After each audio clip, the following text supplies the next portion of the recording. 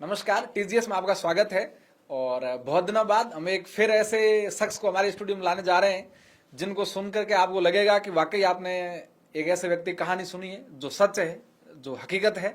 और बहुत मजेदार बातें करेंगे, बहुत अच्छा व्यवहार है जिनका सोसाइटी में, और एक बहुत संघर्ष की कहानी है जिनके पिताजी ने बहुत उम्मीद से इनको पढ़ाया और इन्होंने भी बहुत सारा जीवन में उस संघर्ष का दौर देखा है जिसको देखने के लिए लोग डरते हैं कि इतना संघर्ष शायद नहीं कर पाएंगे। लेकिन आखिर आज वो असिस्टेंट प्रोफेसर के पद पर सिलेक्शन हुआ है उनका। तो उनका पॉडकास्ट, ये वीडियो, ये इंटरव्यू आप मान सकते हैं, ये बहुत एक जर्नी है उस संघर्ष की। तो मैं स्वागत करता हूँ हमारे स्टूडियो में हमारे सर का, जिनका नाम है शंकर शिवॉय। सर, स्वागत है आपका। Thank you sir. तो सर, सबसे पहले आपसे शुरुआत यहीं से करते हैं कि असिस्टेंट प्रोफेसर बनने के लिए किन बातों का ध्यान रखना चाहिए और क्या प्रोसेस है इसके अंदर? जी, असिस्टेंट प्रोफेसर बनने के लिए जैसे कोई नया स्टूडेंट है जो अभी तैयारी कर रहा है या शुरुआत कर रहा है, तो आपको एमए तो चाहिए जिस भी सब्जेक्ट में आप करोगे। जैसे मैंने पॉलिटिकल साइंस में किया, बहुत से लोग जियोग्राफी में, हिस्ट्री में और बहुत सारे सब्जेक्ट है जिनमें करते हैं। तो जहां तक असिस्टेंट प्रोफेसर बनने की बात है तो सबसे पहले जो एमए करना, बीए तो आप करते ही हो, उसके बाद पोस्ट ग्रेजुएशन में आपको जो भी सब्जेक्ट आप करते हो, जैसे मैंने पॉलिटिकल साइंस से किया, बहुत से लोग हिस्ट्री से, जियोग्राफी से करते हैं, उसमें जब आपने कर लिया तो एमए आपका हो जाएगा। उसके बाद आपको नेट या सेट, सेट का मतलब होता है स्टेट एलिजिबिलिटी टेस्ट और नेट का मतलब नेशनल एलिजिबिलिटी टेस्ट। ये टीचर बनने के लिए, यूनिवर्सिटी में टीचर बनने के लिए जरूरी होता है। नेट या सेट दोनों में से आपके पास एक होना चाहिए। मेरे पास नेट भी था और सेट भी था। इसके अलावा अगर आप पीएचडी करते हो, नेट करने नेट और सेट दोनों करने का क्या फायदा है? कोई अलग अंक मिलते हैं या नहीं? नेट हर साल होता है, हर साल 2 बार होता है। वो एनटीए करवाता है, national testing agency, central government करवाती है। और सेट है राजस्थान सरकार करवाती है। पिछली बार 2023 में करवाया था, उसके बाद अभी तक कंडक्ट करवाया नहीं। तो वो सरकार पे डिपेंड करता है कब करवाती है। अगर आपके पास सेट है तो सिर्फ राजस्थान में असिस्टेंट प्रोफेसर बनने के लिए आप एग्जाम दे सकते हो। अगर आपके पास नेट है तो पूरे इंडिया में किसी भी, हरियाणा का, हिमाचल प्रदेश का, उत्तर प्रदेश का, कहीं पे भी असिस्टेंट प्रोफेसर का अगर एग्जाम हो रहा है, सीधी भर्ती हो रही है, तो वो एग्जाम आप दे सकते हो। सेट के माध्यम से सिर्फ राजस्थान का दे सकते हो। नेट आप कर लेते हो, उसके बाद नेट के साथ जेआरएफ भी होता है। और आजकल सरकार नेट के साथ पीएचडी के लिए भी फॉर्म भरवाती है। तो किसी भी यूनिवर्सिटी में नेट होने के बाद आप पीएचडी के लिए जो फॉर्म खुलते हैं, लिमिटेड फॉर्म्स खुलते हैं, उसमें आप पीएचडी भी कर सकते हो। पीएचडी करने के बाद आपके नाम के पीछे डॉक्टर वगैरह, जैसे गणपत जी आपके पास आए थे तो उनके पीछे डॉक्टर लगा, वो पीएचडी की वजह से। अच्छा। अगर आपने पीएचडी कर रखा है तो भी आप असिस्टेंट प्रोफेसर के लिए फॉर्म भर सकते हो। राजस्थान में ये है कि नेट, सिर्फ नेट आपके पास है तो भी आप असिस्टेंट प्रोफेसर का फॉर्म भर सकते हो। बहुत से राज्य गुड एकेडमिक रिकॉर्ड रखते हैं जिसमें आपको नेट भी चाहिए, साथ ही साथ पीएचडी भी चाहिए। इसके अलावा जो 12th, बीए, एमए में आपके परसेंटेज कितने, उसके आधार पर बनता है। राजस्थान में भी ऐसा नहीं है, जिसकी वजह से मेरे जैसे ग्रामीण क्षेत्र से जो लोग आते हैं, जो पीएचडी नहीं कर पाते, उनको इस चीज का काफी फायदा होता है। तो जो भी स्टूडेंट इसको करना चाहता है तो उसके पॉलिटिकल साइंस हो या जो भी सब्जेक्ट बोलेगा, उसके बाद नेट हो जाएगा। फिर भर्ती आती है राजस्थान सरकार की, और उसमें 3 पेपर होते हैं। एक पेपर थर्ड होता है जिसमें सिर्फ और सिर्फ राजस्थान जीके आता है, जिसमें पूरा राजस्थान जीके, इकोनॉमिक सर्वे आएगा, राजस्थान की जियोग्राफी, पॉलिटी, हिस्ट्री वो पूछे जाएंगे, करंट पूछा जाएगा। तो पूरा राजस्थान का आता है। वो पेपर में 100 क्वेश्चन आते हैं और 50 नंबर का वो पेपर होता है। अच्छा। थर्ड पेपर कहते हैं उसको। फिर हमारे सब्जेक्ट के 2 पेपर होते हैं। जो भी आपका सब्जेक्ट होगा उसके 2 पेपर होंगे। पेपर फर्स्ट होगा, उसकी अलग यूनिट्स होंगी, उसमें आपके सब्जेक्ट से संबंधित नॉलेज पूछा जाएगा, पोस्ट ग्रेजुएशन लेवल का, ग्रेजुएशन लेवल का। और फिर सेकंड पेपर में भी उसी चीज संबंधित चीजें पूछे। ये दोनों पेपर में आपके 150 क्वेश्चन आते हैं। टोटल 300 क्वेश्चन आते हैं, लेकिन पेपर 150 का होता है, क्योंकि असिस्टेंट प्रोफेसर में सिस्टम है कि एक सवाल जो है वो आधे नंबर का होता है। इस तरह से थर्ड पेपर 50 नंबर का हो गया, और ये 2 सब्जेक्ट के जो पेपर है वो 150 हो गए, टोटल 200 हो गए।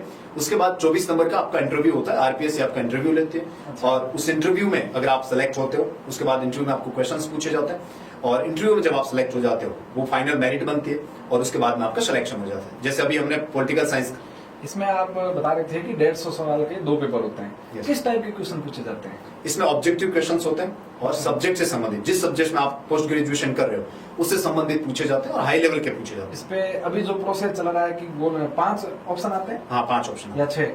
नहीं, 5 ऑप्शन। 5। 4 आपके क्वेश्चन के आंसर होते हैं। अच्छा। एक आप अगर उत्तर नहीं देना चाहते हैं तो वो आप भर सकते हैं। अभी भरना जरूरी है या वो भरना जरूरी कर दिया, क्योंकि अगर आप उसको अनुत्तरित रखते हैं, पहले ये होता था कि उसको OMR में गड़बड़ कर देते थे, खाली छोड़ के आ जाते थे, आरपीएस ही भर देती थी। ये बहुत सारे आरोप लगे ऐसा हुआ था? ऐसा भी बहुत बार हुआ है। पीछे ऐसी भर्ती हुआ है, तो गवर्नमेंट ने पारदर्शिता के लिए ऐसा किया कि आप 5 ऑप्शन लाओ।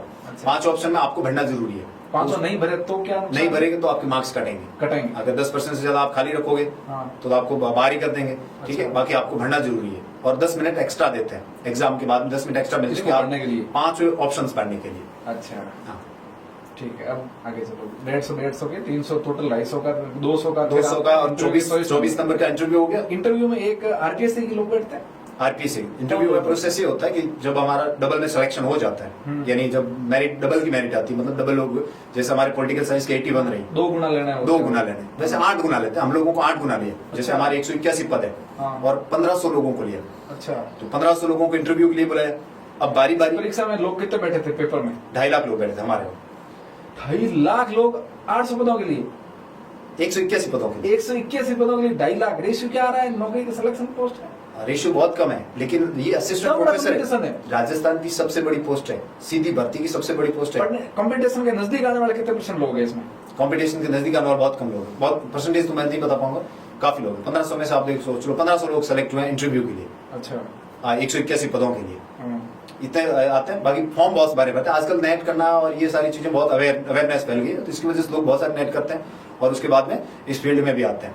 इस वजह से वो जब इंटरव्यू के लिए बुलाते हैं 1500 लोगों को, हम लोगों को 1500 लोगों को बुलाए, तो बारी बारी हमारा नंबर आता है, क्योंकि आरपीएससी जैसे जैसे हमारा रोल नंबर आता जाएगा उनके आगे, और वो हमें बुलाते जाएंगे। सबको एक ही दिन बुलाते हैं? नहीं, सबको एक नहीं, एक दिन में 32 लोगों को बुलाते हैं। 16-16 का ग्रुप बनता है। अच्छा, सुबह की शिफ्ट में और शाम की शिफ्ट में। बोर्ड कहते हैं उसको, मतलब एक बोर्ड बैठेगा, 2 बोर्ड बैठेगा।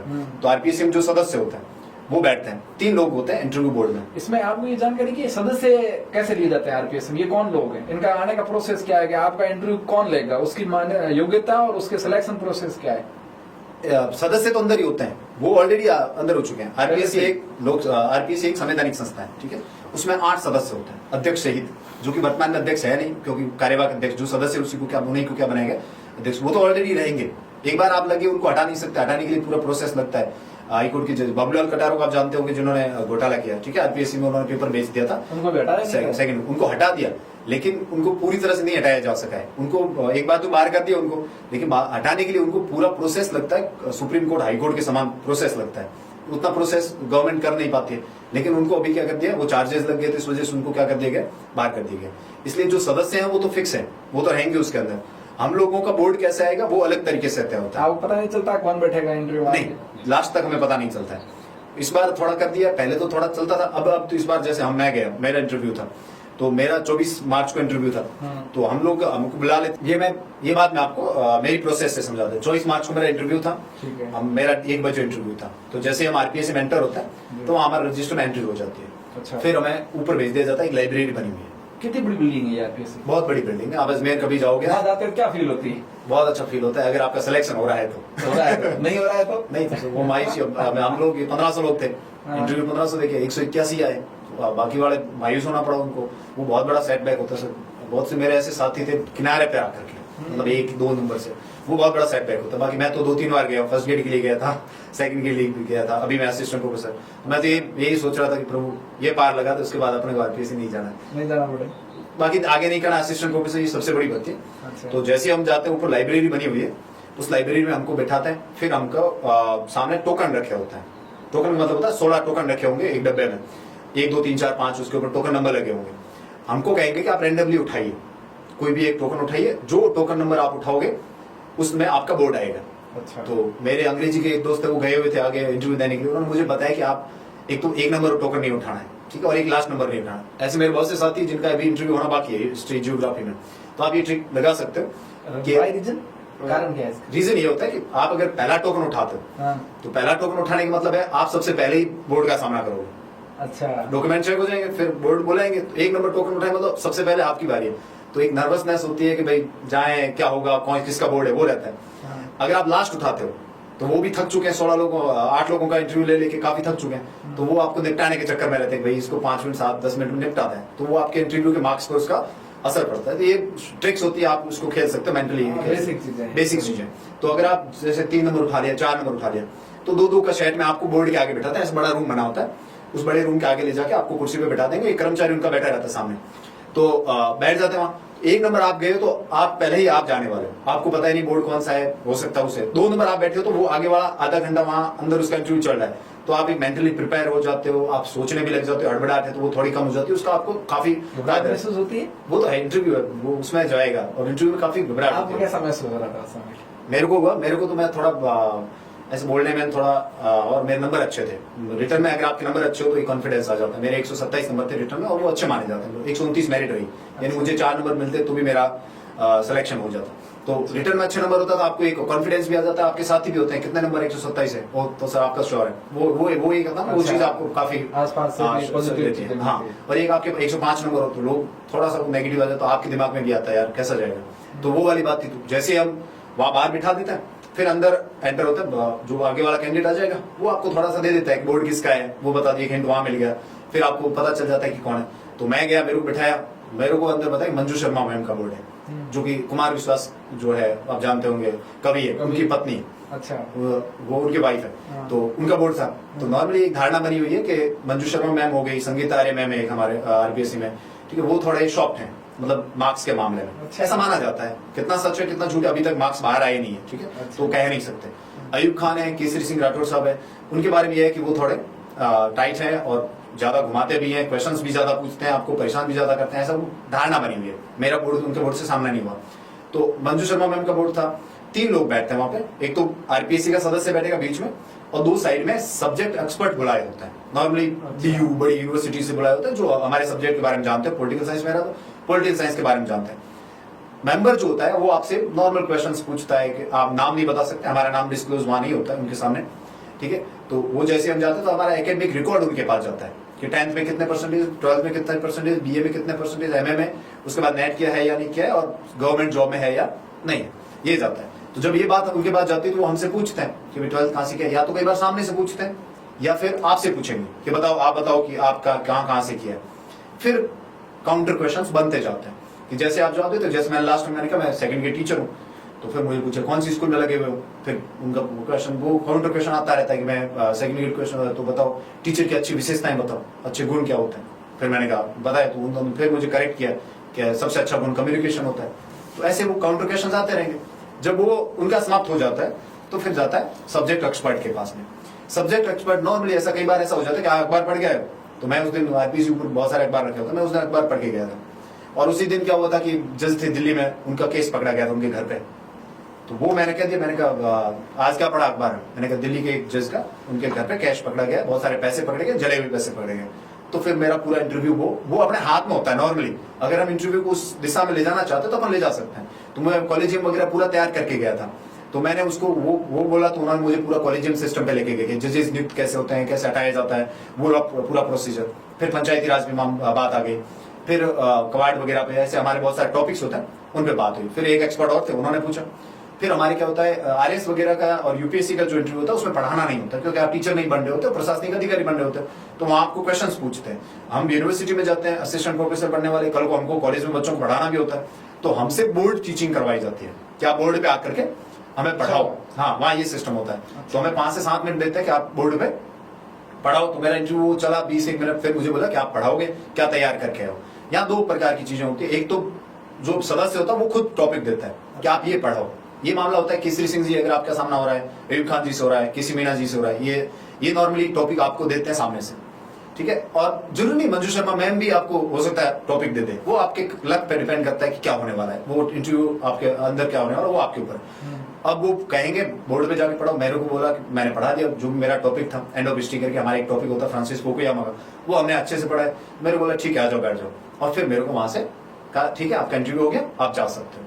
तो पूरे इंटरव्यू मैंने एक बार सॉरी बोला था, तो मुझे था कि भाई ठीक है मेरा इंटरव्यू, मुझे ऐसा विश्वास था कि अच्छा सॉरी बोलना पड़ता है अगर आपको आंसर नहीं आता है, मतलब जैसे आपने पूछ लिया मुझे कि भाई ये बताओ ये कौन है, तो मुझे पूछा कि भाई आप बताओ पश्चिमी राजस्थान से एक व्यक्ति आते हैं जिन्होंने पंचायती राज व्यवस्था को लागू करने के लिए रिकमेंडेशन दी थी, उनका नाम बताओ। अब वो मेरे दिमाग से पूरा स्किप हो गया। तो उन्होंने कहा उनके बेटे एक वकील हैं, कांग्रेस के बहुत बड़े नेता है, वो एलएम सिंघवी की बात कर रहे थे, अभिषेक मनु सिंघवी उनके बेटे।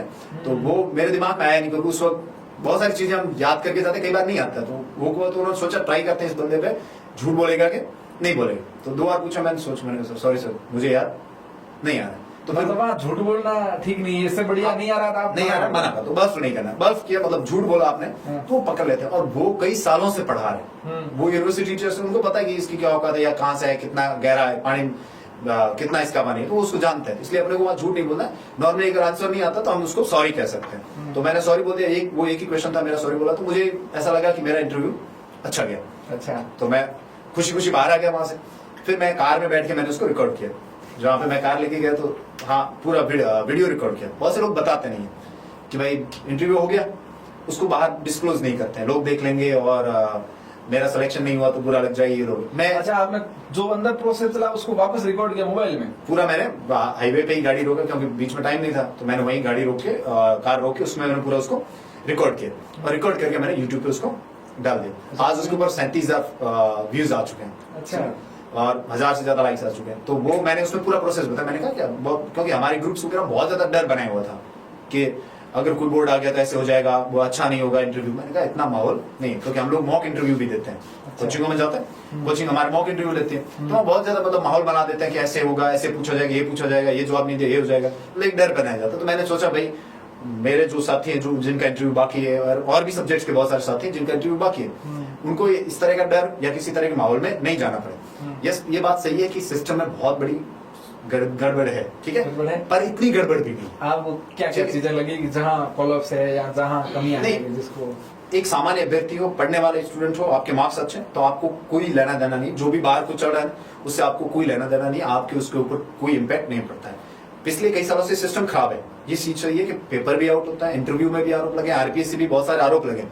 लेकिन अगर आप फेयर स्टूडेंट हो, ब्रिलियंट स्टूडेंट हो और नंबर आपके अच्छे हैं, तो फिर आपको इस चीजों पर ध्यान नहीं देना। हमेशा मारा कौन जाता है? हमेशा मारा वही जाता है जो किनारे पे रहता है। फॉर एग्जाम्पल चोर का भी होता है और अच्छा पढ़ने वाले का भी सिलेक्शन होता है, मतलब जो गलत तरीके से आते हैं उनका भी सिलेक्शन होता है, और जो बहुत अच्छे तरीके से आते हैं, जो बिल्कुल बढ़िया प्रिपेयर करते आते हैं बुक्स वगैरह से, उनका भी होता है। किनारे पे जो रह जाते हैं वो क्या हो जाते हैं, क्योंकि गलत लोग अंदर आएंगे सिस्टम में, तो वो बेचारे वो लोग क्या हो जाते हैं, बाहर हो जाते हैं, और फिर पूरा सिस्टम गंदा माना जाता है। नॉर्मली ऐसा होता है अगर आप अच्छी बुक्स पढ़ते हो, अच्छे तरीके से करते हो, मैं डिफेंड नहीं कर रहा हूँ कि आरपीएससी सही है, बाकी अगर आप अच्छा पढ़ते हो तो फिर आपको नहीं करो। जैसे आरपीएससी से आप सेलेक्ट हो गए उसका आप डिफेंड नहीं करोगे? नहीं, डिफेंड नहीं करने का मतलब ये है कि मैं डिफेंड करूं क्यों, मैं ये सिस्टम में चलना पड़ेगा आपको। मैं सेकंड ग्रेड हूँ वर्तमान में, ठीक है।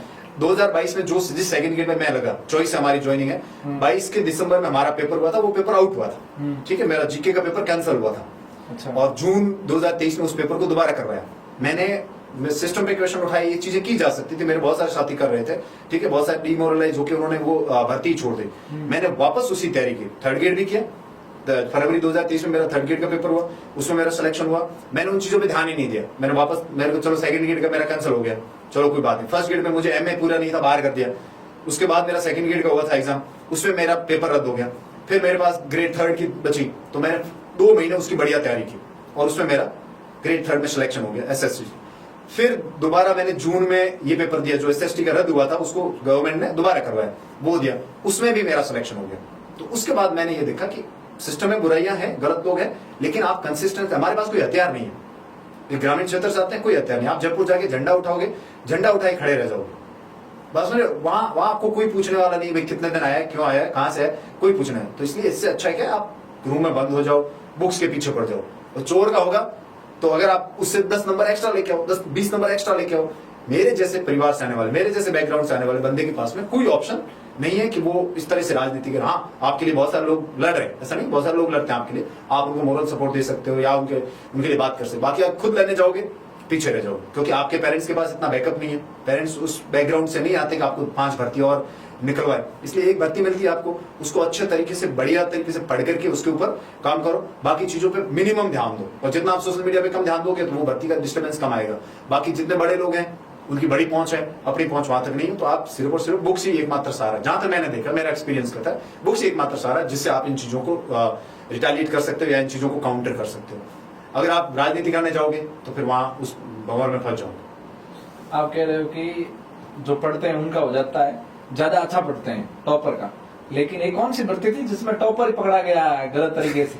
वो कौन सी? पूरी भर्ती एसआई की भर्ती है ना, तो टॉपर था स्टूडेंट, वो चोर था, मतलब वो पढ़ के नहीं आया था, ठीक है? वो गलत तरीके से उनके इंटरव्यूज बहुत वायरल हो रहे थे। हाँ, उसने, हाँ, वो भी वायरल। मैं गलत है, सिस्टम गलत है, वो बात है, लेकिन क्या फील होता है आपको? अंदाजा है कि कोई लड़का तैयार करता है या प्रथम आता है, उसके पूरे राजस्थान में वाहवाही हुई, सब लोगों ने उसको मालाएं पहनाई, साफे पहनाए, फिर अब जहां से पता चला गया तो गलत तरीके से आया है, इसको सस्पेंड कर दिया, निलंबित कर दिया, उस भर्ती से हटा दिया, ये जो आम आदमी बैठा है, जो गरीब से गरीब बच्चा या जिसके पास ज्यादा सुविधाएं नहीं है, छोटे से रूम में बंद बैठा है, उसके लिए तो बहुत बड़ी डिमोरलाइज स्टोरी है। मतलब वो जब देखता है कि यार टॉपर भी ऐसा हो सकता है या पूरी भर्ती के साथ ऐसा हो सकता है, तो वो होता है। लेकिन हमारे पास ऑप्शन नहीं है। ऑप्शन बताओ मुझे, आप एक ऑप्शन बताओ कि इस तरीके से आप आ सकते हो। और गलत आदमी है ना, वो कहीं भी जाएगा, एक दिन वो पकड़ा जाएगा। ये एक फैक्ट है। आप गलत तरीके से नौकरी ले लोगे, हनुमान राम जी एसडीएम साहब को देख लो, ठीक है। एसडीएम साहब क्या हुआ है, आपको क्या लगता है? एसडीएम साहब ब्रिलियंट स्टूडेंट थे, अच्छा। लेकिन वो सिस्टम की वजह से फंस गए। कौन से सिस्टम? कि भाई आप पास हो चुके हो, आपके पास वैसी जॉब है, तो आप कुछ पैसे देते हैं आपको, और आप क्या करो, हमारा एग्जाम दे दो। तो एसडीएम साहब ने लूप होल देखा। उस वक्त बहुत ज्यादा गंदगी थी, 21-22 उसके आसपास थे ना, वो एसआई की भर्ती, आरएस की भर्ती, उस वक्त बहुत ज्यादा सिस्टम खराब था। तो उन्होंने मौका देखा कि पैसे मिल रहे हैं, तो अपन क्या दे देता है, किसी और की जगह एग्जाम दे देते हैं, उसका हो जाएगा।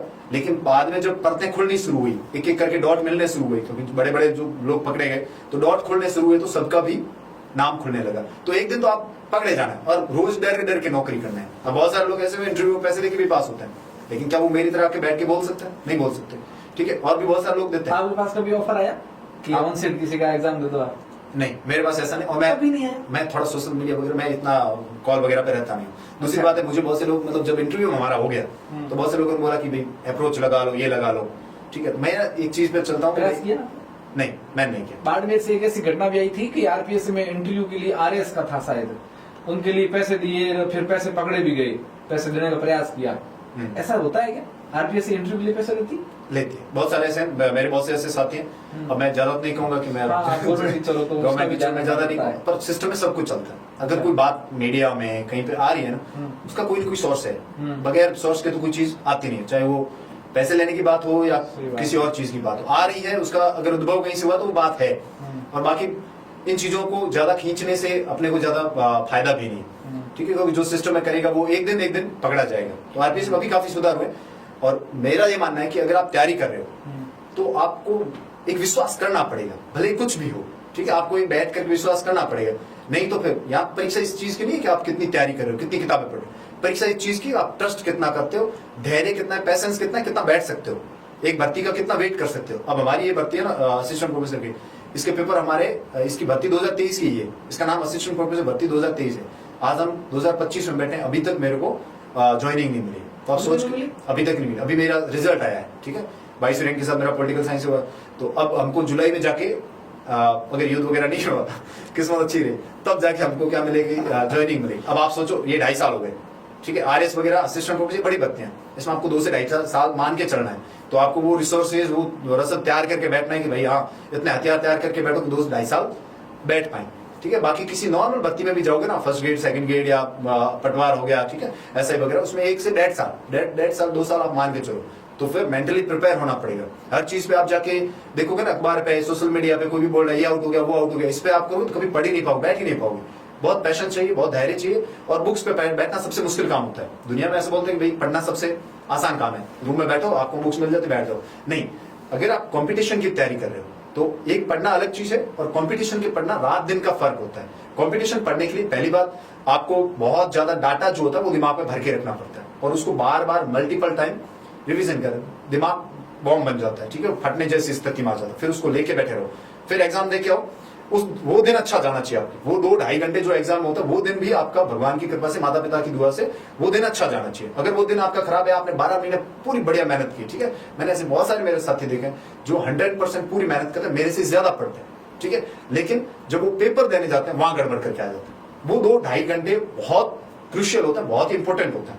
इसलिए आप जितना प्रिपेयर करते हो, उसके साथ ये भी प्रिपेयर करो कि 2 से 2.5 घंटे जब आप बैठोगे, उस 2 से 2.5 घंटों के दौरान आपको सबसे बेस्ट निकालना है। वो जो वहां जो जीत जाता है, वो गाड़ी इसमें कई वीडियोस ऐसे भी आते हैं कि विद्यार्थी परीक्षा देने जा रहे हैं, गेट तक तो बंद हो जाता है, फिर वो वीडियो में, मीडिया में चल रहा है कि हम तो बहुत तैयारी करी, इतने साल खपा दिए, आज नहीं, शायद कुछ सेकंडों से चूक जाते हैं लोग। हाँ, वो के लिए आप क्या मैसेज? एथिकली गलत है। मतलब एथिकली, मतलब अगर हम देखें, नैतिक रूप से देखें, वो चीज गलत है कि एक बंदा 5 मिनट लेट हो गया, व्हाटएवर रीजन कुछ भी हो सकता है, लेट हो गया, उसको अलाउ करना चाहिए। लेकिन जो अंदर बैठा है, जिसको प्रभार दिया गया ये सेंटर आपका है, आप इस सेंटर, फॉर एग्जाम्पल मेरे को दे दिया, तो ये सेंटर आप संभालोगे, यहाँ 1 सेकंड भी लेट नहीं होना चाहिए, ठीक है।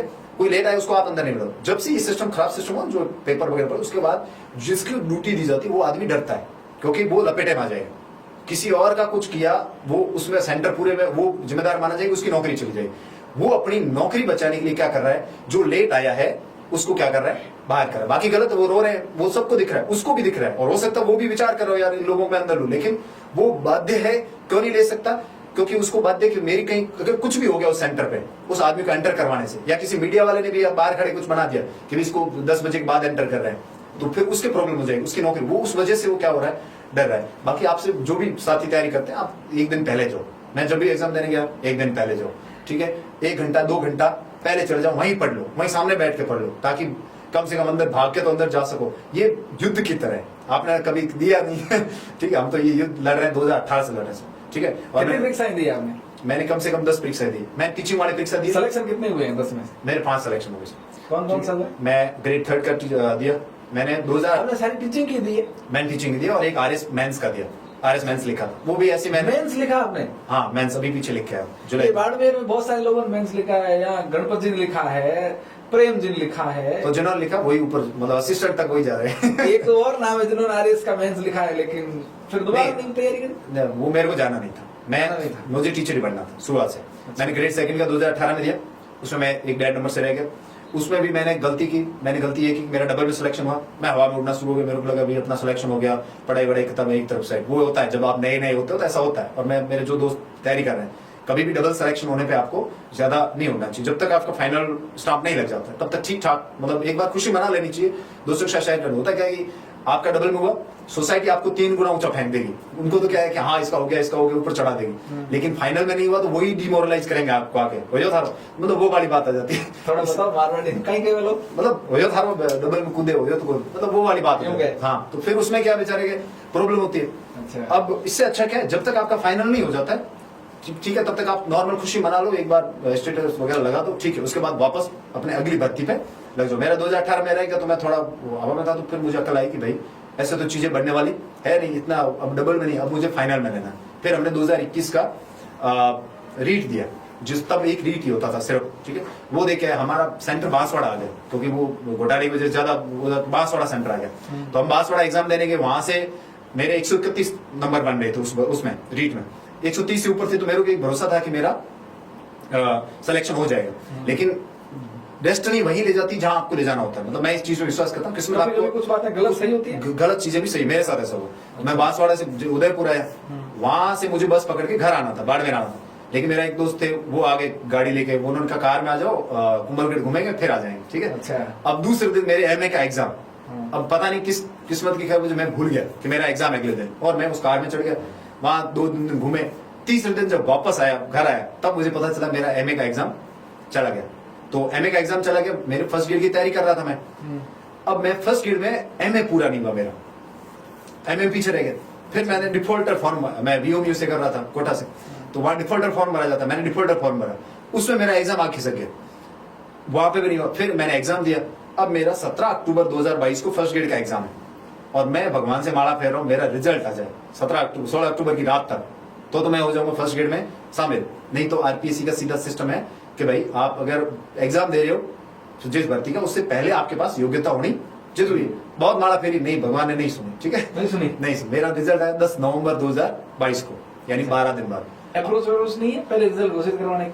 नहीं है नहीं, और मैंने इतना किया नहीं, मैं पहले बताना आपको अप्रोच वाला मैं आदमी नहीं, ठीक है, हो जाए आ जाएगा नहीं तो अपना आगे करेंगे, ठीक है। अब मैंने वो किया, उसके बाद जब मैं हुआ रिजल्ट आया, हमारा डबल में हो गया, मेरे 245 नंबर थे, और मैं अगर सेलेक्ट होता मेरी 30वीं 35वीं रैंक लगती फर्स्ट ग्रेड के अंदर। हम लोग गए तो हमको पता था बाहर करेंगे, फिर हम कोर्ट गए, कोर्ट के जरिए हमने कहा सर कोरोना की वजह से हमारा एग्जाम आगे खिसक गया, इस वजह से हमें शामिल करो। तो कोर्ट ने स्टे लगा दिया, कोर्ट ने कहा कि भाई इनको शामिल करो एक बार प्रोविजनली मतलब एक बार तो इनका डॉक्यूमेंट वगैरह चेक करो, फाइनल में हम वर्डिक्ट सुनाएंगे, उसके अगर वर्डिक्ट आया तो आप ले लेना, नहीं तो मत लेना। तो आरपीएससी वाले जैसे हम जाते हैं कि कोर्ट ऑर्डर से आया, वो अलग नजर से देखते हैं आगे कोर्ट ऑर्डर, क्योंकि बाकी लोगों का डीवी पहले होता है, हमारा बाद में कोर्ट ऑर्डर जाते बाद में होता है, तो कोई सपोर्ट नहीं करते हैं। तो हम गए, मैंने डीवी भी करवा लिया, फिर लास्ट में कोर्ट ने कहा कि नहीं, जो आरपीएससी की लाइन थी वो सही है, आपकी लाइन गलत है, आप बाहर होते हैं। मैं 12 लोगों में था जिनका लिफाफे में फर्स्ट ग्रेड का रिजल्ट बंद रह गया। तो मैंने सोचा चलो ठीक है, किस्मत नहीं साथ दे रही है, सेकंड ग्रेड करते हैं। फिर मैंने सेकंड ग्रेड किया, सेकंड ग्रेड लग गया, फिर ग्रेड 3 का किया, उसके बाद उसमें लग गया। फिर मैंने कहा कि मुझे किस्मत वहां नहीं रखना चाहती, मुझे असिस्टेंट कोर्ट, मैं 2020 से इसकी तैयारी कर रहा था, तो मुझे लगा कि फर्स्ट ग्रेड नहीं बनाया, उसका सबसे बड़ा रीजन यही है कि मुझे असिस्टेंट प्रोफेसर बनना है, तो फिर मैंने उसकी तैयारी शुरू कर दी और उसका फायदा ही हुआ कि अगर मैं फर्स्ट ग्रेड बन जाता तो मुझे कहीं और स्कूल मिल जाता, ग्रेड 3 बना तो मुझे मेरे गांव के पास स्कूल मिल गया। इसलिए मैं कई बार इस चीज में विश्वास करता हूँ कि जहां पे आपको भगवान ले जाना चाहता है, अगर आप अच्छा विश्वास करते हो उस चीज में और अच्छी मेहनत करते हो तो भगवान आपको सही जगह लेके जाता है। तो ये जो ट्रस्ट वाली मैं बात कर रहा था कि आपको विश्वास करना पड़ेगा, ठीक है, और उसके बाद में आपको किताबों के पीछे रहना पड़ेगा। इसके आगे बढ़ते हैं तो आजकल ये बात चल रही है कि पढ़े तो पढ़े क्या। कुछ लोग कहते हैं एनसीईआरटी पढ़ लो, कुछ कहते हैं नोट्स पढ़ लो, कुछ कहते हैं कोचिंग कर लो। आखिर मेरा सवाल ये है कि बुक्स पढ़े या नोट्स पढ़े। पहली चीज है कि आप 12th से जहां से जब आप एग्जाम स्कूल पास कर लिया, उसके बाद जब नॉर्मली हमारे साथ समस्या ये होती है कि यूनिवर्सिटीज में कोई पढ़ाता नहीं, जितने भी कॉलेजेस हैं वहां कोई पढ़ाते नहीं, बच्चे कॉलेज जाते हैं, ठीक है, मौज मस्ती करते हैं, वापस। हमने भी यही किया, उन्हें भी बीए भी इसी तरह से किया, बाद में अकल आई, ठीक है। तो वो हमको आज बहुत नुकसान होता है उस चीज का। आज मैं 4 साल पहले असिस्टेंट प्रोफेसर बन सकता था अगर मुझे अच्छे कॉलेज मिले होते, अच्छे टीचर्स मिले होते, अच्छी बुक्स बताई होती। वो तो हम बाद में जब राह बनाते तब हमें पता चलता है। इसलिए जो भी नए मेरे साथी या जो भी कर रहे हैं, 12th आपने पास किया है, प्री मैच्योरली कोचिंग में मत घुसिए। बहुत से बच्चे ऐसा करते हैं, प्री मैच्योरली मतलब अभी 12वीं पास किया है, बीए फर्स्ट ईयर कर रहा है और किसकी तैयारी कर रहा है, सेकंड ग्रेड की तैयारी कर रहा है। अभी सेकंड ग्रेड में 3 साल बीए पढ़ा है, 2 साल का तेरे को बीएड करना है, तब जाके सेकंड ग्रेड के आप योग्य होते हो।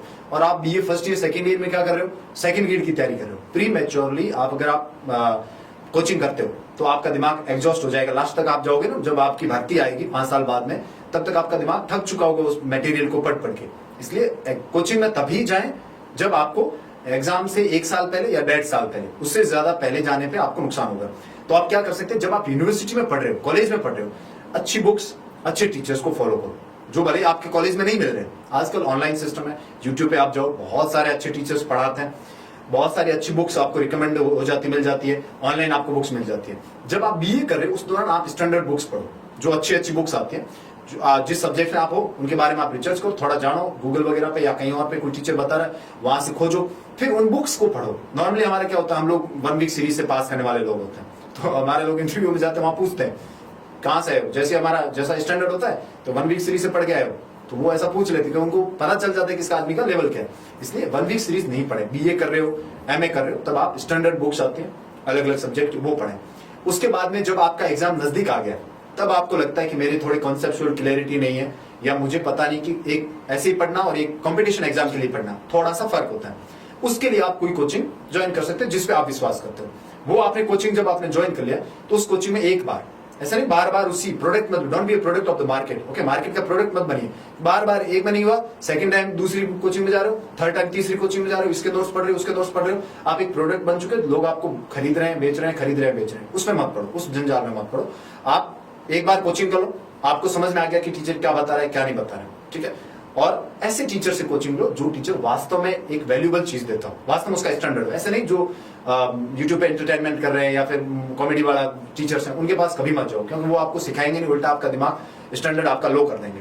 इस वजह से अच्छे टीचर्स जिनका लेवल हो उनसे आप वहां पे अच्छे तरीके से पढ़ो। एक बार ये निशान किस तरह पे, ओझा सर, राजवीर सर, कॉमेडी वॉमेडी तो आजकल उनकी ज्यादा चल रही है। राजस्थान की बात करें, राजवीर सर है जो बहुत मजे लेते हैं पढ़ाते समय। मैं पर्टिकुलर किसी का नाम नहीं लूंगा, लेकिन मेरे कहने का मतलब यह है कि वो एक बार एक पॉइंट होता है बहुत अच्छा पढ़ाते हैं, वो बाद में वो सेलिब्रिटी बन जाते हैं। जब वो सेलिब्रिटी बन जाते हैं तो फिर वो सोशल मीडिया का यूज, उनको पता है कि अगर आप सीरियस पढ़ाते हो यूट्यूब पे या कहीं पे, no one will watch you, आपको कोई नहीं देखेगा, क्योंकि आप सीरियस पढ़ा रहे हो। सीरियस कौन सुनता है, मुझे 1 घंटे के बाद आदमी का दिमाग थक जाता है, ठीक है। अगर आप शॉर्ट में कुछ ऐसा डाल रहे हो जो मसालेदार हो तो बच्चों को पसंद आता है, लेकिन वो जनरेशन खराब हो जाए, आपका टाइम खराब हो रहा है। 4 साल आपने क्या किया, चटपटे सुन रहे थे, पढ़ाई तो उस लेवल की नहीं, और फिर आप बाहर हो गए, पेरेंट्स के पैसे खराब किए, अपना टाइम खराब किया, यूथ खराब किया। अगर आप 20 से 30 साल के बीच में हो, आपको 4-5 साल मिल रहे हैं अब तैयारी करने के, आप ये नहीं कि 30 साल तक ही खींचे जा रहे हो, बूढ़े हो रहे हो, फिर भी तैयारी किए जा रहे हो, तो उसका कोई औचित्य नहीं है। एक बार बैठो, 2 से 2.5, 3, 4 साल, ठीक है, जो भी आपका एग्जाम, चाहे आरएएस का एग्जाम है,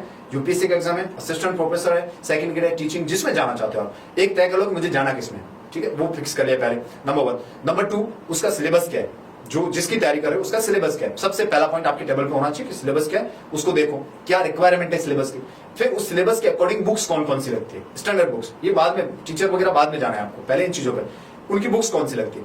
वो बुक्स अगर आपके पास आ गई है, फिर प्रीवियस ईयर पेपर निकाल के आओ, पहले जो एग्जाम हुए उनके पेपर निकालो, उन पेपर्स में क्या दिया हुआ है, और देखो कि आपका जो टॉपिक सिलेबस में दे रखा है उस टॉपिक में और प्रीवियस ईयर में कौन सा टॉपिक कहां से उठा रहा है। अगर उस बुक से उठा रहा है जो बुक आपके पास में, तो फिर उस बुक के नोट्स बना लो। नोट्स बना लिए, फिर लास्ट में एग्जाम नजदीक आता है, उसके शॉर्ट नोट्स बना लो। अब उसके मल्टीपल रिविजन्स लगाओ। मल्टीपल रिविजन्स का मतलब बार बार उसको क्या करो, रिवाइज करो, इतना रिवाइज करो कि वो आपके दिमाग में छपा रहे। जब पेपर के अरे ये उस पेज पे इतनी संख्या पे नंबर पे वो लिखा हुआ है। इतना करने के बाद में आप कोई भी भर्ती देने जाओगे तो आपको एक बेसिक पता चल जाता है। अब मैं बहुत बार ऐसा, मैं आरएस प्री दिया, मैंने बगैर पढ़े प्रीज दिया, ठीक है, क्योंकि मैंने सेकंड गेट दिया था, वो दिया था, तो मुझे जरूरत ही नहीं पड़ी, मुझे पता था कि वो क्या पूछने वाला है, क्योंकि इतनी बुक्स मैंने निकाल रखी थी। तो उसका मुझे क्या फायदा, प्री के लिए मुझे पढ़ने की जरूरत नहीं पड़ी। इस वजह से आप अगर ऐसा कर लोगे तो एक पेपर दो पेपर, मेरे जितने भी छात्र मेरे साथ सेलेक्ट हुए हैं उनमें से हमसे ज्यादातर लोग फर्स्ट ग्रेड सेकंड ग्रेड है ऑलरेडी और वो असिस्टेंट प्रोफेसर बन गए। उसका रीजन क्या है, क्योंकि उनको वो मंत्र समझ में आ गया है कि क्वेश्चन पेपर में पेपर सेटर किस तरीके से क्वेश्चन पूछ रहा है। उसके लिए आपको बहुत सारी बुक्स पढ़नी पड़ेगी, तब जाके वो आपको मंत्र क्या आ जाएगा, समझ में आ जाएगा। इसलिए आपको प्री मैच्योरली कोचिंग करने की जरूरत नहीं है। प्री मैच्योरली कोचिंग के बजाय आप अच्छी बुक्स पढ़ो, स्टैंडर्ड बुक्स पढ़ो, और यूनिवर्सिटी में आपके अच्छे टीचर्स हैं तो उन टीचर से पढ़ो, और उसके बाद में आप अच्छा कंपटीशन दो, और गाइड में जो नए लोग सेलेक्ट हुए उनके गाइड में रहकर आप तैयारी कर सकते हो। बाकी आपकी इच्छा है, आप अगर यूथ खराब करना चाहते हो, एंटरटेनमेंट करने वाले टीचर से पढ़ना चाहते हो, इट्स अप टू यू, वो आपके ऊपर, क्योंकि टाइम खराब करना है, यूथ खराब करनी है, वो आप कर सकते हो। आप किसी कोचिंग में पढ़ाते हैं? मैं नहीं, अभी नहीं पढ़ा, तो मैं गया था, ठीक है, लेकिन मैं उनके फ्रेम में फिट नहीं बैठता हूँ। कैसे?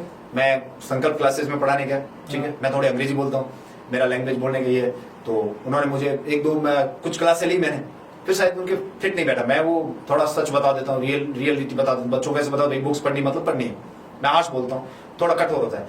और कोचिंग्स का सिस्टम होता है कि आप सच मत बोलिए, कि सवाल वहां से आते हैं जहां से हम पढ़ाते हैं, सवाल वहां से नहीं आता है, बुक से नहीं आता, सवाल वहां से आता है, हमारी कोचिंग से आता है, तो वो बोलना पड़ता है आपको। और जब वो आप नहीं बोलते हो तो उनके फ्रेम में आप फिट बैठते नहीं। तो उन्होंने मुझे डायरेक्टली नहीं बोल सकते, वो ऐसे नहीं कर सकते सर आप इतना, तो इनडायरेक्टली मुझे वो कैसे भी करके उन्होंने वहां से, और मैं उस वक्त कुछ नहीं था, मतलब मेरे पास कोई जॉब नहीं थी। फिर मैंने सोचा इनमें पढ़ने में ज्यादा फायदा नहीं है, इसलिए बाद में मैं उत्कर्ष क्लासेस में भी गया। उत्कर्ष बहुत बड़ा नाम है राजस्थान में। तो उन्होंने क्या किया, टीचिंग टैलेंट हट करके एक शो लेके आए। उस शो में क्या था कि जो सबसे 5 लोगों को साइन किया उन्होंने इंटरव्यू लेके, एग्जाम लेके, और जो सबसे बेस्ट पढ़ाएगा वो विजेता होगा, उसको हम 50,000 का क्या देंगे, इनाम देंगे, और हमारे कोचिंग में पढ़ाने का मौका देंगे। ठीक है, मैंने फॉर्म भर दिया, मेरा इंटरव्यू हुआ, 5 लोगों में आ गया मैं। फिर हमारा पढ़ाने का मौका आया तो हमको जोधपुर बुलाया, अच्छी हॉस्पिटैलिटी दी, मतलब अच्छे तरीके से हमको रखा होटल वगैरह में। फिर हम गए, हमारा जैसे अभी रिकॉर्ड हो रहा है वैसे रिकॉर्ड हुआ, और फिर हमारा 15-20 दिन बाद रिजल्ट आया और मैं राजस्थान में फर्स्ट आ गया, पॉलिटिकल साइंस में। ठीक है, मेरे पास फोटो जी मैं आपके साथ शेयर करूंगा। वो फिर उन्होंने प्राइस दिया? हाँ, 50,000 का चेक पकड़वाया। ठीक है, अब मैंने कहा ठीक है, और फिर उन्होंने मुझे ऑफर दिया कि आप उत्कर्ष में पढ़ाओगे। मैं तैयारी कर रहा था, मैं जॉब में नहीं था उस वक्त, तो मैंने कहा ठीक है, अपना 50,000 आ गया।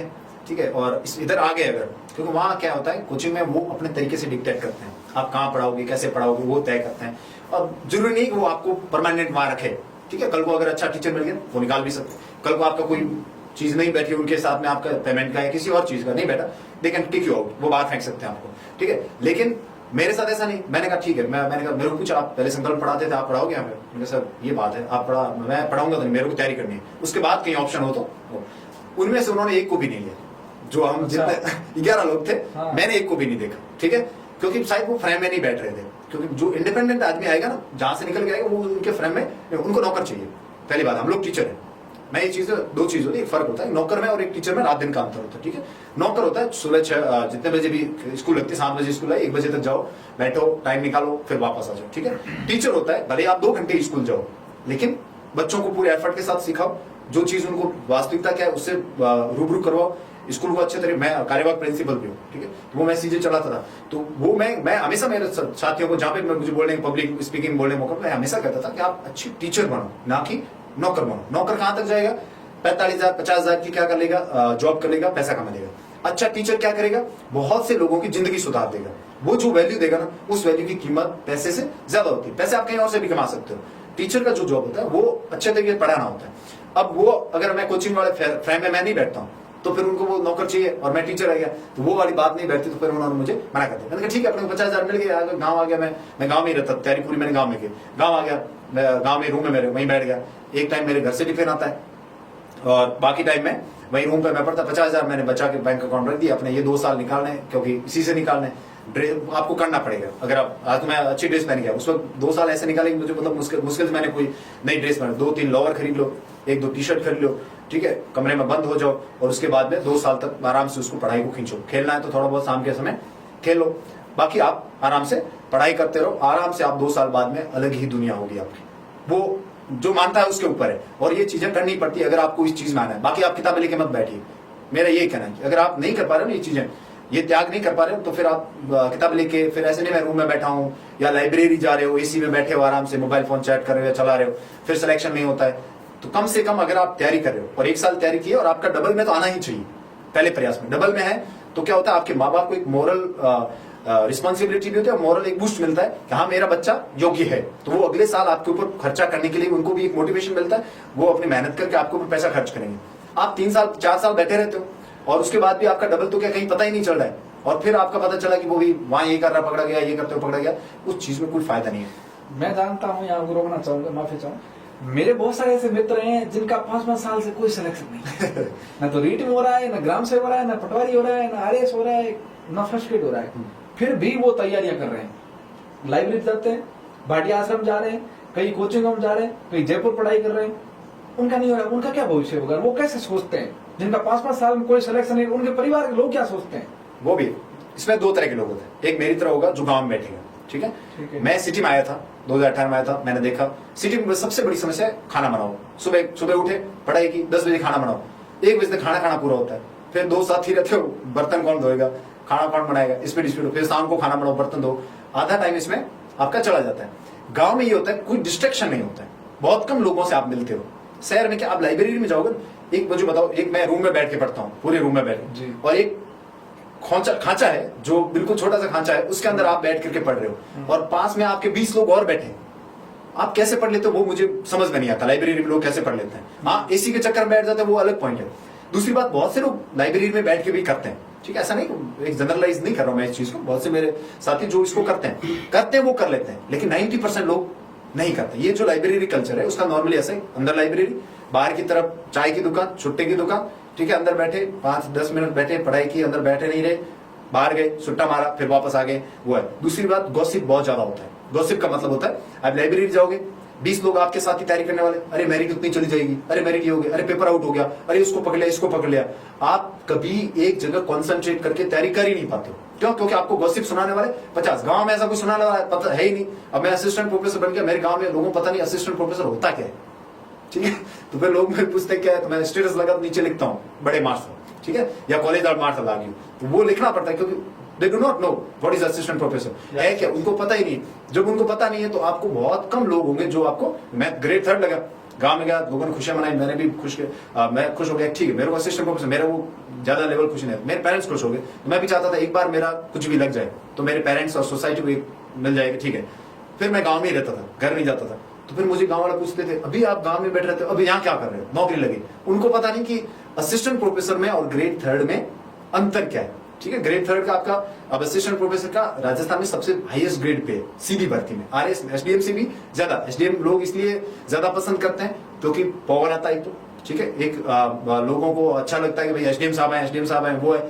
लेकिन टीचिंग में अगर भी कुछ आता है, बहुत सारी चीजें आती है, ठीक है। हमारे पास में अब यूनिवर्सिटी में पैसा भी आता है, हाँ यूनिवर्सिटी में अब हम प्रोफेसर बन जाएंगे, हमें ज्यादा से ज्यादा क्या गवर्नमेंट तनख्वाह देती है, बच्चे आएंगे, उनको संभालना है, पढ़ाना है, वही, उसके अलावा हमारे पास में कोई नहीं है। तो इस वजह से ज्यादातर लोग असिस्टेंट प्रोफेसर एसडीएम बन जाओ, अब मुझे कहते हैं आप यूपीएससी कर लो। क्यों कहते हैं? उनको पता है कि भाई अच्छा ठीक पढ़ रहा है, कर लेगा, तो उनको वो ये नहीं कि इसका भला हो जाएगा, उनको चाहिए कि भाई हाँ ठीक है ये बन जाएगा तो कहीं पे कभी फोन करेंगे काम आ जाएगा, तो वो वाली ज्यादा है। मैंने ये देखा, इसलिए मैंने कहा टीचिंग सबसे बेस्ट जॉब है। अगर आप इसमें आना चाहते हो तो फिर डेडिकेटेड हो गए, ऐसे नहीं कि भाई आ गए फिर सिस्टम भी खराब कर रहे हो। असिस्टेंट प्रोफेसर बन जाओ, उसके बाद में बहुत सारी चीजें होती है जो हमें करनी पड़ती है as a teacher, moral responsibility होती है टुवर्ड्स द सोसाइटी, हमारी सोसाइटी के प्रति। ऐसा नहीं कि एक बच्चा 12th में भी पढ़ता है, वो भी हमको देखता है, ठीक है, बीए कर रहा है, वो बच्चा भी हमारी तरफ देखता है, तो हम उनको क्या सिखा रहे हैं, सोसाइटी को हम क्या दे रहे हैं, वो बहुत महत्वपूर्ण होता है। अगर हम सोसाइटी को ये चीज दे रहे हैं कि भाई मैं बन गया, अब तुम जानो तुम्हारा काम जाने, आज मैं जो बुक्स पढ़ा हूँ जिस तरीके से बन गया, इसलिए मैंने आपसे संपर्क किया। मैंने कहा चीजें आपके जरिए जा सकती, अभी मेरा इतना बेस नहीं, तो मैंने सोचा आपके जरिए भी चीजें बहुत से लोगों तक जा सकती है, ऐसे स्टूडेंट्स तक जा सकती है जो इस चीज में आना चाहते हैं। फिर आप आना चाहते हो तो फिर पूरा डेडिकेटेड होके आइए। ये कोई पार्ट टाइम जॉब नहीं है, असिस्टेंट प्रोफेसर बन जाओ पार्ट टाइम करेंगे, ये नहीं है, ये आपको फिर फुल डेडिकेटेड होकर टीचर बनना है। तो यही रहा, हाँ, बहुत सारे प्रोफेसरों का कोचिंग चल रही है। कोचिंग अलग चीज है, कोचिंग आप चला सकते हो, उसका भी एक तरीका है। कोचिंग चलाना है कोई बुराई नहीं है, लेकिन कोचिंग किस तरह से चला रहे हो। एक होता है कि भाई आप कोचिंग चला रहे हो, कहीं स्टैंडर्ड बुक से आपने माल उठाया, ठीक है, कॉपी किया, अपना बुकलेट निकाल दिया, ये ज्यादातर ये हो रहा है, ठीक है, नोट्स और जो छोटे छोटे टुकड़े मार्केट में बिक रहे हैं, उनका सबसे बड़ा कारण है क्या करते हैं, स्टैंडर्ड बुक से वो उठाते हैं। जैसे उन्होंने 8-10 स्टैंडर्ड बुक पकड़ी, वो असिस्टेंट प्रोफेसर बना हुआ है, उसको पता है कि सवाल कहां से आते हैं, वो बताएगा नहीं आपको। क्यों नहीं बताएगा? क्योंकि उसका कल को छोटा टुकड़ा बेचना है। अगर मुझे कल को छोटा टुकड़ा बेचना है, मैं बड़ी बुक बता दूंगा तो आप छोटा टुकड़ा खरीदने आओगे? नहीं आओगे, सीधी सी बात, आप नहीं आओगे। बड़ी बुक उठाएंगे, बड़ी बुक से आपका सिलेक्शन हो जाएगा। वो नहीं चाहता है। They want to make you product, आपको प्रोडक्ट बनाना चाहते हैं, प्रोडक्ट का रीसेल होता है। ठीक है, आप एक बार सीधे पहुंच गए ना, तो बुक आपको पता है इस बुक से क्वेश्चन आता है, वो उठा ली तो फिर वो टुकड़ा खरीदो बड़ी। मैंने 2018 से लेकर 21 तक टुकड़े खरीदे, बहुत सारे खरीदे। ठीक है, पढ़ता था, कभी भी मेरे को पूरा समझ में नहीं आता था कॉन्सेप्ट, ये चीज है क्या। वो छोटा छोटा टुकड़ा आता था, हमारे दिमाग में वो फंसता रहता था, क्वेश्चन गलत होते रहते, बाहर होते रहते थे। फिर मेरे को कहीं से भी मुझे, मेरा तो सेल्फ हुआ ज्यादातर, और मैंने टीचर्स को सुना, जो सेलेक्ट हुए उन लोगों को सुना, उन्होंने कहा कि स्टैंडर्ड बुक्स पढ़ो। तो फिर मैंने स्टैंडर्ड बुक्स पढ़ना शुरू किया। जब मैंने स्टैंडर्ड बुक्स पढ़ी तब मुझे पता चला कि ये छोटे टुकड़े इनके बच्चे हैं, इन्हीं से निकाले हुए हैं। ठीक है, और उन्होंने क्या किया, मार्केट में बच्चों को उल्लू बनाने के लिए, उनको प्रोडक्ट बनाने के लिए उन्होंने बेच दिए। अब हम छोटे छोटे टुकड़े, अब मैंने बड़ी बुक पढ़ी, मुझे पूरा कॉन्सेप्ट समझ में आ गया, क्योंकि उन्होंने वो टुकड़े छोटे छोटे करके डाले। अब जितना मेरी सोच है उतना मैं उस बड़ी बुक्स में निकाल के आपको परोसूंगा। ठीक है, तो उसको लगता, मेरे को लगता है ये इंपॉर्टेंट है, लेकिन आरपीएससी को थोड़ी लगता है ये इंपॉर्टेंट। आरपीएससी तो कहीं और से पूछ रही है, और आप क्या करते हो, वो टुकड़ा पढ़ते हो, 2 ऑप्शन तो आपके आ जाते हैं, 2 ऑप्शन आपके पीछे रह जाते हैं। अब कोचिंग वाले क्या करते हैं, 2 ऑप्शन ऊपर वाले उठा के कहते हैं, देखिए ये हमारे मैटर से क्या है, क्वेश्चन आया, ये हमारी किताब से क्वेश्चन है। अरे भाई, आपकी किताब से क्वेश्चन आया है, सिर्फ कितनी लाइन है, ये 2 लाइन है। वो जो 4 लाइन है, टोटल 2 नीचे लाइन है, उसकी वजह से क्वेश्चन गलत हुआ है गांव में बैठे अभ्यर्थी का, या किसी सीरियस स्टूडेंट का, या 1 नंबर से 2 नंबर से बाहर हुआ, उसकी रिस्पॉन्सिबिलिटी कौन लेगा? कोई नहीं लेने वाला। इसलिए मैं, जितने भी स्टूडेंट्स पढ़ते हैं, मेरा रिक्वेस्ट है कि आप स्टैंडर्ड बुक्स पढ़ें। ठीक है, ये पूरा जाल फैला हुआ है, इस सिस्टम के मैं खिलाफ हूं। बाकी मैं कोचिंग से खिलाफ नहीं, कोचिंग बहुत जरूरी होता है, लेकिन ये जो सिस्टम है गलत सिस्टम है। इसलिए तो गवर्नमेंट क्या लेके आई, कोचिंगों को रेगुलेशन के लिए बिल लेके आई, पास नहीं होने दिया। इतनी बड़ी लॉबी है इनकी, पास नहीं हुआ। भजनलाल सरकार आई, उनके 2 बिल आए, वापस चला गया, कमेटी को भेज दिया, इसको भेज दिया। तो बहुत बड़ी लॉबी है, बहुत बड़ा तंत्र है, सिस्टम है, और हजारों लोगों की लाइफ स्टेक है, लाखों लोगों की। ठीक है, मुझे बताओ, हम लोग लाखों फॉर्म भरे हमने असिस्टेंट प्रोफेसर के, कितने लोग सेलेक्ट हुए? 181। होने भी कितने थे? 181 लोग ही सेलेक्ट हुए। आप मेजोरिटी ऑफ निकाल के देखो, उसमें से कितने लोग कोचिंग से आए। कोचिंग का मतलब प्योर कोचिंग, प्योर कोचिंग मतलब बिल्कुल भी पूरी तरह मैं कोचिंग पे डिपेंडेंट था और मेरा सिलेक्शन हुआ। कोचिंग हम भी यूज करते हैं, ऐसा नहीं, हम भी कहीं से, कहीं अखबार से उठाते हैं, किसी कोचिंग के नोट्स भी उठाते हैं, but we use as a product, हम कोचिंग को यूज करते हैं। और उल्टा होता है स्टूडेंट्स के साथ कि कोचिंग्स उनको यूज करती है। अब वो मारा कौन जा रहा है? जो कोचिंग के द्वारा बार बार यूज हो रहा है। अभी मैंने वीडियो डाले, ठीक है, मेरे जब ऐसे बन गया, मेरा इंटरव्यू अच्छा गया, बन गया मैंने, तो उसके बाद मैंने डाला भाई आप बुक्स पढ़ो। नीचे कमेंट आते हैं, आप इतनी पढ़ ली, ये झूठ बोल रहा है। ठीक है, उनको लगता है ये पढ़ के नहीं आए। मेरे एक और साथी ने इंटरव्यू दिया, उसने भी बोला बुक्स का, अरे नहीं ये झूठ बोल रहा है, फेंक रहा है। अरे भाई फेंक नहीं रहे, हम आपको सच्चाई बता रहे हैं। मैं आज पहले प्रयास में असिस्टेंट प्रोफेसर बन गया, मैंने भी कोचिंग देखी है, ठीक है, लिए, लेकिन हमने कोचिंग को सिर्फ एज अ प्रोडक्ट यूज किया, हमने किया, ठीक है। हम उसके कस्टमर बन जाओ, प्रोडक्ट मत बनो, मतलब वो आपको बार बार यूज करे ऐसी चीज मत करो। इस वजह से मैं कोचिंग के खिलाफ नहीं। कोचिंग का जो सिस्टम है, पूरा सिस्टम है कि 12वीं पास करती है हमारे पास भेजो, हम क्या करवा रहे हैं, आरएस की तैयारी करवा रहे हैं। अरे 12th पास करके उसको क्यों आप बुला रहे हैं? 12th पास करके किसी अच्छी यूनिवर्सिटी में भेजो। मैं पेरेंट्स से रिक्वेस्ट करूंगा कि आप किसी अच्छी यूनिवर्सिटी में भेजो, आरयू में भेजो, जेएनयू में भेजो, उसको सीयूईटी का एग्जाम दिला के ऊपर कहीं भेजो, वहां तैयारी करेगा, ऑटोमेटिक प्रोसेस के जरिए अच्छे लोगों के संपर्क में रहेगा, अच्छी बुक्स में, अच्छी लाइब्रेरीज के संपर्क में रहेगा। आज ग्रामीण क्षेत्र की सबसे बड़ी समस्या है कि मुझे बुक्स ढूंढने पर भी नहीं मिलती है। मैं पिछले 5 साल से किताबें इकट्ठी कर रहा हूँ, ठीक है। आज भी मुझे मेरा कोई साथी, अभी 2 सेलेक्ट वो मुझे बताते हैं वो बुक्स मेरे पास नहीं, वो आज भी मैं इकट्ठी करता हूँ कि मुझे पढ़ना है, आगे ये मेरे क्या आएगी, काम आएगी। हमारे ग्रामीण क्षेत्र में, बाड़मेर में खासकर, यहाँ अच्छी बुक्स है नहीं। और क्या कर रखा है लोगों ने, अच्छी बुक्स ले ली अपने पास में, फिर उनके नोट्स बना दिए, मार्केट में बेच रहे हैं, रीसेल हो रहा है और बच्चे उसको खरीद रहे हैं। उनका दिमाग उतरा जा रहा है, मतलब छोटे छोटे तरीके से उनका दिमाग किया जा रहा है। अब वो क्या होता है, बच्चा सेलेक्ट हो गया डबल में, इंटरव्यू में जाता है, इंटरव्यू में वो कहते हैं मेरे मार्क्स नहीं मिल रहे, तो क्या हो रहा है, आरपीसी पैसे खा रही है। ये खा रही होगी, 5-10% खा रही होगी, मैं इस चीज को मानता हूँ, ठीक है, लेकिन पूरे पैसे नहीं खा रही है। पैसे खा रही होते हम जैसे लोग सेलेक्ट होकर नहीं आते, ठीक है। आप मैं हर बार आके हूँ, मेरी भर्ती में सेकंड ईयर में मेरा घोटाला ही हुआ था, फिर भी मैं सेलेक्ट हुआ, तो इसका मतलब सारा तो कचरा नहीं हो रहा है ना। इस वजह से आप अच्छी चीज पढ़ के आओगे ना, तो उसका आपको क्या हो जाएगा, फायदा। नहीं तो आप नोट्स के माध्यम से आगे, 1 वीक सीरीज के माध्यम से आगे, इंटरव्यू में जैसे आप जाओगे, आप मामला मारा जाएगा, क्योंकि वो पकड़ लेगा आपको, क्योंकि वो पिछले 10 साल से किताबें पढ़ रहे हैं, ठीक है।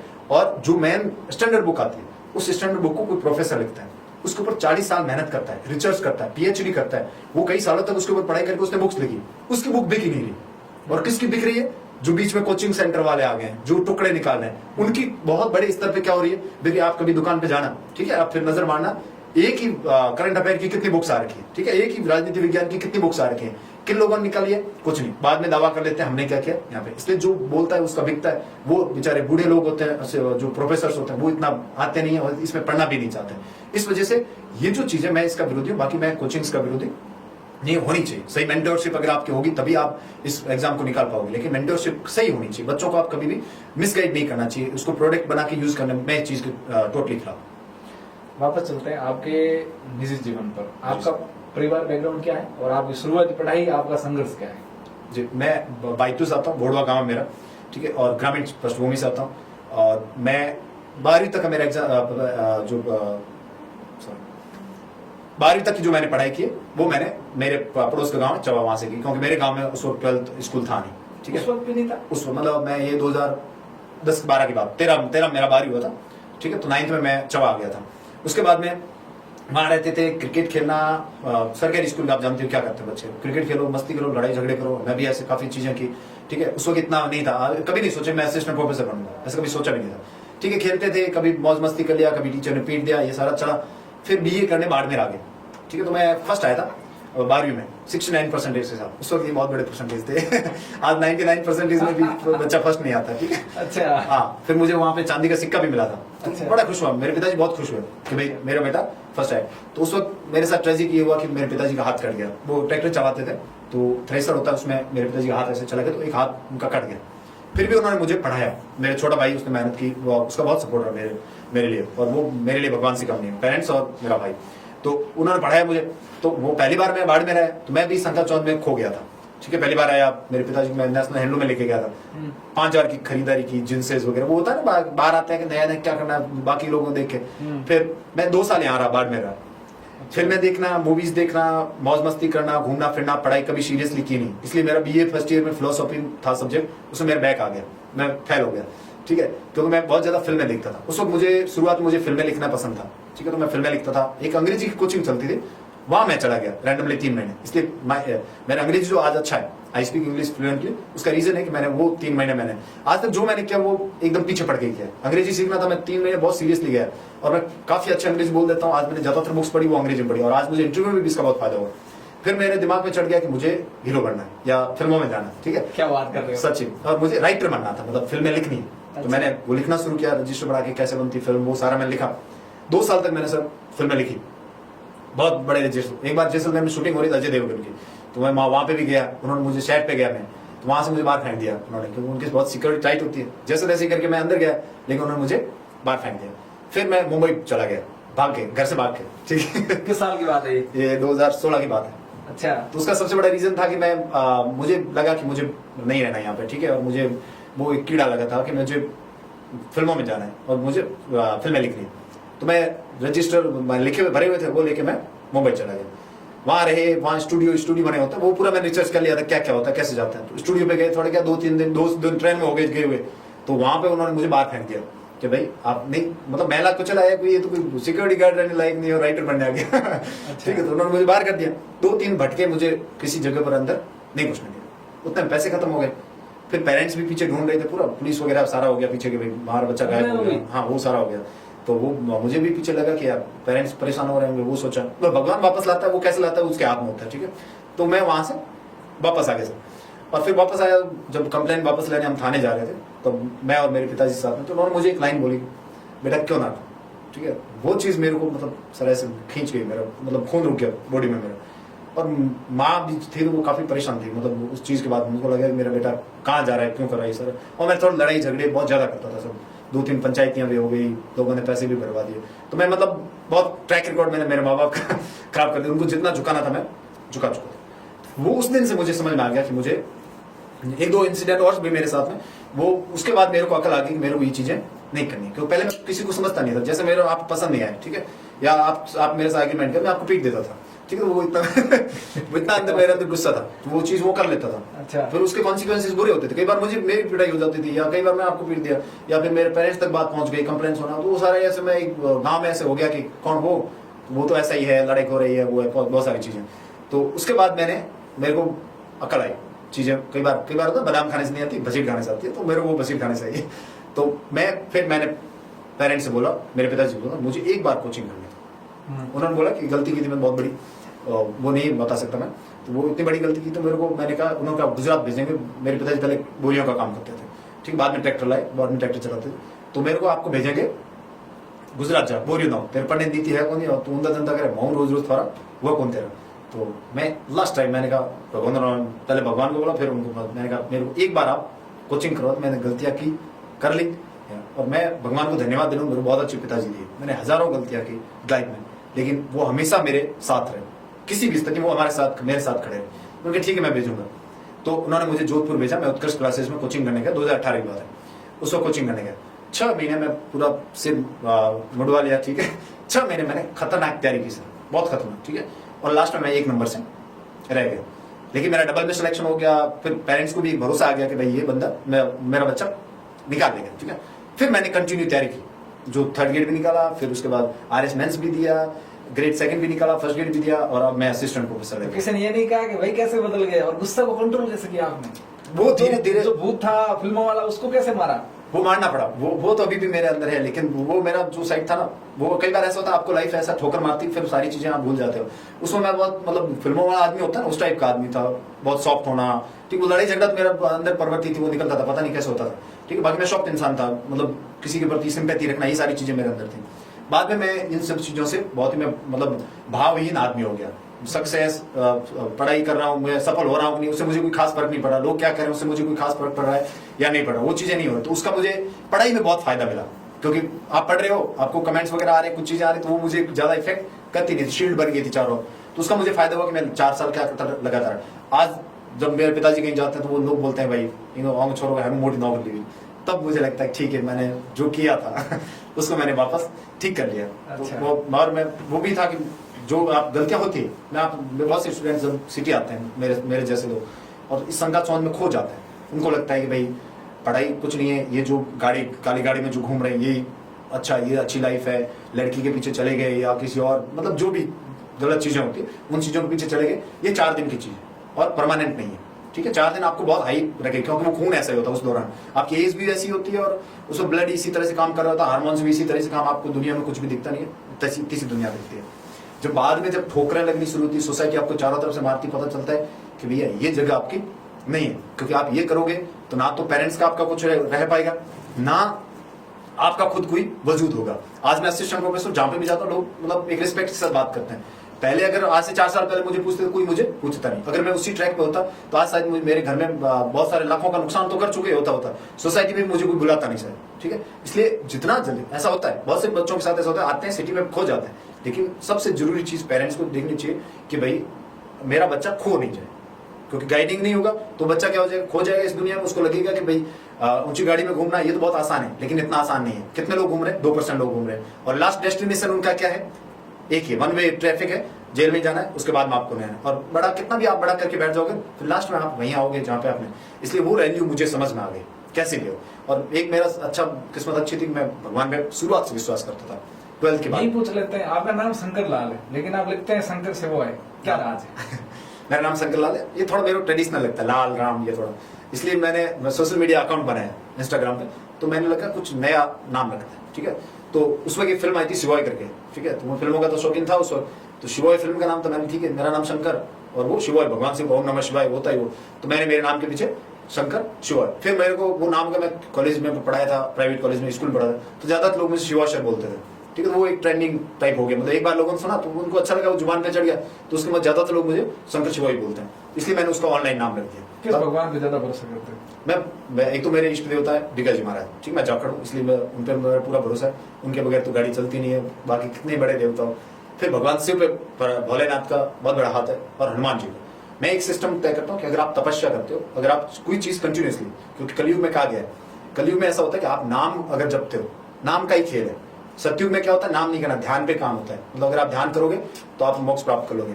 कलयुग में ऐसा नहीं होता है, ध्यान पे कोई ध्यान, नाम अगर जितना बोलोगे, आपने प्रेमानंद जी महाराज को सुना होगा, ठीक है, वो क्या कहते हैं, नाम बोलो, राधा राधा राधा राधा, नाम जप करो, किसी का भी करो, राधा करो, आपके कुल देवता उसका करो, इष्ट देवता किसी करो, नाम पे ही सब कुछ है।